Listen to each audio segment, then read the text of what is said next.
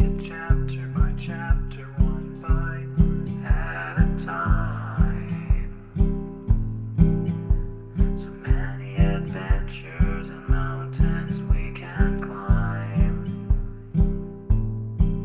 Take it word for word, line by line, one bite at a time.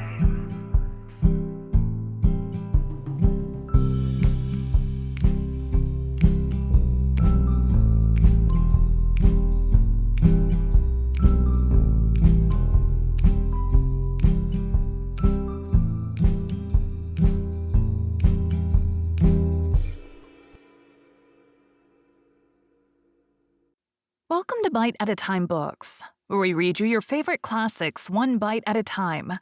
My name is Bree Carlile, and I love to read, and wanted to share my passion with listeners like you. If you want to know what's coming next and vote on upcoming books, sign up for our newsletter at biteatatimebooks.com.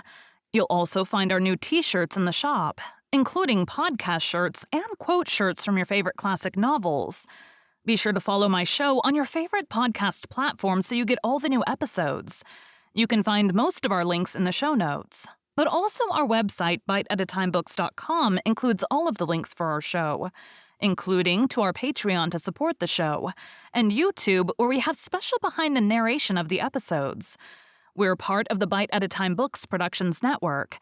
If you'd also like to hear what inspired your favorite classic authors to write their novels, and what was going on in the world at the time, check out the Bite at a Time Books Behind the Story podcast, wherever you listen to podcasts.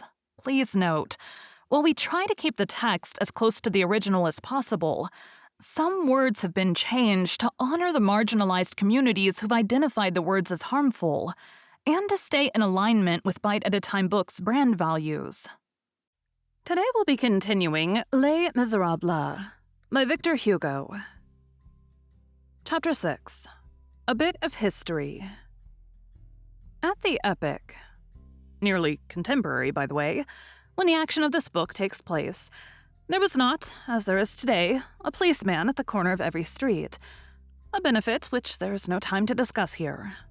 Stray children abounded in Paris. The statistics give an average of 260 homeless children picked up annually at that period by the police patrols in unenclosed lands, in houses in process of construction, and under the arches of the bridges. One of these nests, which has become famous, produced the swallows of the Bridge of Arcola. This is, moreover, the most disastrous of social symptoms. All crimes of the man begin in the vagabondage of the child. Let us make an exception in favor of Paris, nevertheless. In relative measure, and in spite of the souvenir which we have just recalled, the exception is just. While in any other great city the vagabond child is a lost man, while nearly everywhere the child left to itself is, in some sort, sacrificed and abandoned to a kind of fatal immersion in the public vices, which devour in him honesty and conscience. The street boy of Paris, we insist on this point, however defaced and injured on the surface, is almost intact on the interior. It is a magnificent thing to put on record, and one which shines forth in the splendid probity of our popular revolutions, that a certain incorruptibility results from the idea which exists in the air of Paris, as salt exists in the water of the ocean. To breathe Paris preserves the soul. What we have just said takes away nothing of the anguish of heart which one experiences every time that one meets one of these children, around whom one fancies that he beholds floating the threads of a broken family. In the civilization of the present day, incomplete as it still is, it is not a very abnormal thing to behold these fractured families pouring themselves out into the darkness, not knowing clearly what has become of their children, and allowing their own entrails to fall on the public highway. Hence, these obscure destinies. This is called, for this sad thing has given rise to an expression, to be cast on the pavements of Paris. Let it be said, by the way, that this abandonment of children was not discouraged by the ancient monarchy.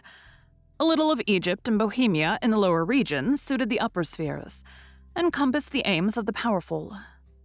The hatred of instruction for the children of the people was a dogma. What is the use of half-lights?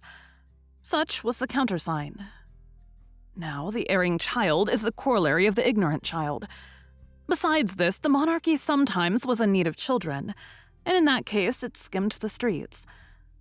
Under Louis XIV, not to go any further back, the king rightly desired to create a fleet. The idea was a good one, but let us consider the means. There can be no fleet if, beside the sailing ship, that plaything of the winds, and for the purpose of towing it, in case of necessity, there is not the vessel which goes where it pleases, either by means of oars or of steam. The galleys were then to the marine what steamers are today. Therefore, galleys were necessary. But the galley is moved only by the galley slave. Hence, galley slaves were required. Colbert had the commissioners of provinces and the parliaments make as many convicts as possible. The magistracy showed a great deal of complacence in the matter. A man kept his hat on in the presence of a procession. It was a Huguenot attitude.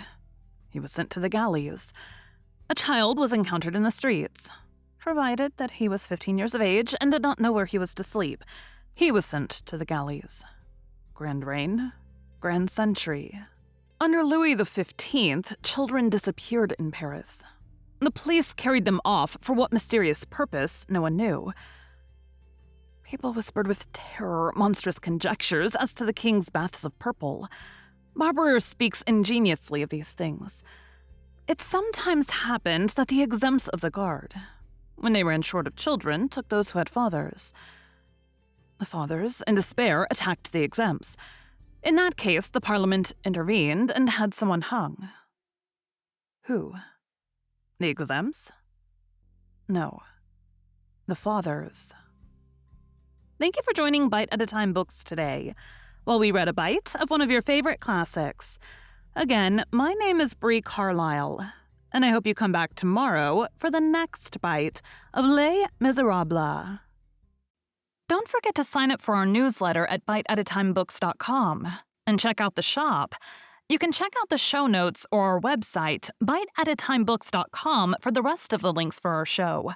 We'd love to hear from you on social media as well.